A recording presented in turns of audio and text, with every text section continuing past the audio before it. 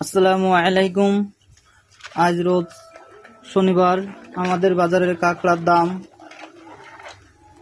প্রথমে ডবল এফন সাইডে বলবো। ডবল এফন প্রতি কেজি কাঁকড়ার দাম 1300 টাকা, ছোট এফন 940 টাকা, F2 680 টাকা, F3 530 টাকা, ডাবল এক্সেল 1130 টাকা, সিঙ্গেল এক্সেল 880 টাকা, L 680 টাকা, SM 550 টাকা, ডবল SM 480 টাকা।